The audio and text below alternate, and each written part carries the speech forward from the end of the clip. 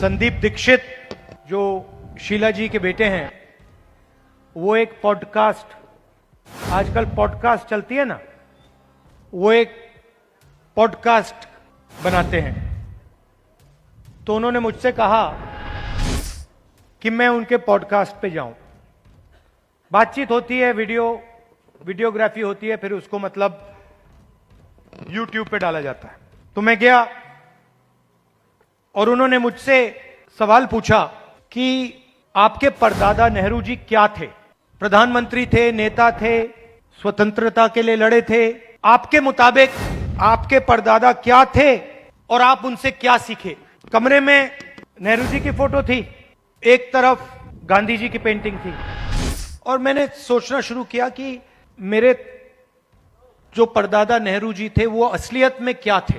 और दोनों फोटो को मैं देख रहा था और मेरे दिमाग में बात आई कि ये दोनों जो लोग थे, जवाहरलाल नेहरू और महात्मा गांधी, ये दोनों सच्चाई से मोहब्बत करते थे। और अगली लाइन में मैंने बोला, सिर्फ नेहरू जी नहीं, सिर्फ महात्मा गांधी जी नहीं, उसमें आप एक लंबी लिस्ट लगा सकते हो। उसमें आप अंबेडकर जी को जोड़ सकते हो, उसमें आप, ये लाइए जरा फोटो, इनको भी जोड़ सकते हो। और ये फोटो अभी मैंने देखी थी, मुझे बहुत अच्छी लगी। क्यों अच्छी लगी बताइए?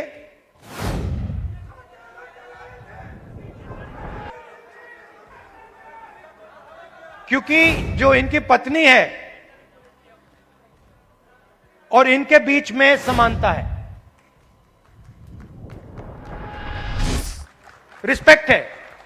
ये देखकर ये पता लग रहा है कि रिस्पेक्ट है।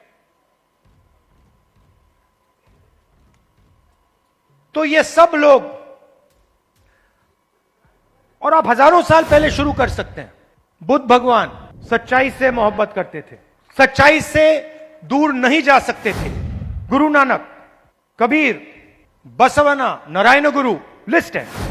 तो लोग मुझे कहते हैं कि ये संविधान 1947 में लिखा गया था, और मैं उनसे कहता हूं नहीं, यह संविधान हजारों साल पुराना है। और इस किताब के अंदर अंबेडकर जी की सोच, फूले जी की सोच, गांधी जी, नेहरू जी, गुरु नानक जी, कबीर, जिन लोगों को हिंदुस्तान मानता है और रिस्पेक्ट करता है, उनकी सोच इसके अंदर है। तो जब मैं इस किताब को, और जब आप इस किताब को ऐसे पकड़ते हो, आप 70-80 साल पुरानी किताब को नहीं पकड़ रहे हो, आप हजारों साल पुरानी विचारधारा की रक्षा कर रहे हो। और अगर हम सच्चाई की बात करें तो क्या इसमें सावरकर जी की विचारधारा है? हो ही नहीं सकती, क्योंकि वो सच्चाई का सामना नहीं कर पाए। अब ये बात किसी को अच्छी लगे ना लगे, ये सच्चाई है तो मुझे ये बोलनी ही पड़ेगी।